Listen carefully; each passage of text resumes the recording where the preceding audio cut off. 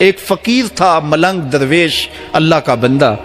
اس کی عادت یہ تھی کہ اپنے ڈیرے پہ آنے والوں کو کھلاتا، ان کو پلاتا، ان کی ضروریات کا خیال رکھتا، لیکن کو مالی آسودگیاں نہیں تھی.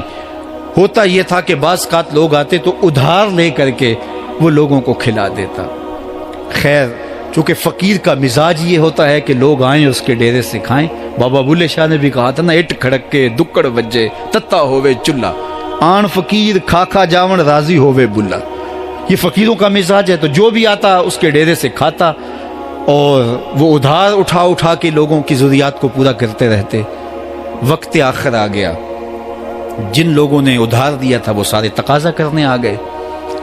اب بابا جی کو کیا فکر لاحق ہے کہ یہ میرے مہمان اور میں ان کو کچھ پیش کرنے کی صلاحیت نہیں رکھتا. ایک بچہ تھا، وہ کچھ سامان بیچ رہا تھا، پتیسا بیچ رہا تھا یا کوئی اور چیز بیچ رہا تھا. اس نے گلی سے گزرتے ہوئے آواز لگائی، خادم کو کہا سے بلا کے لاؤ. کہا تم بیچ رہے ہو تو میرے مہمانوں کو کھلا دو. بچہ بڑا خوش ہوا کہ میں سارا دن گلیوں میں گھوم کے یہ پتیسا بیچنا تھا، اب یہ ایک جگہ ہی سارا فروخت ہو گیا تو یہ تو موج لگ گئی، میں جلدی گھر چلا جاؤں گا، میری ماں خوش ہوگی. تو سارا ان مہمانوں کو کھلا دیا گیا. اور اس کے بعد کہا بابا جی پیسے؟ کہا تم بیٹھ جاؤ، جب ان کو ملیں گے تو تجھے بھی مل جائیں گے. وہ بیٹھ گیا، 2 4 10 منٹ بیٹھا تو بچہ تھا پھر کھڑا ہو گیا، بابا جی پیسے؟ کہا جب ان کو ملیں گے تو تجھے بھی مل جائیں گے.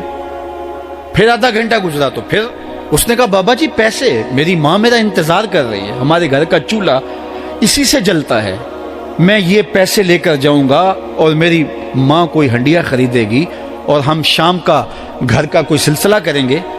کہا بیٹا جب ان کو ملے گا تو تجھے بھی مل جائے گا. بچے نے رونا شروع کر دیا. یتیم بچہ تھا، اس کا سارا آسرا یہی تھا.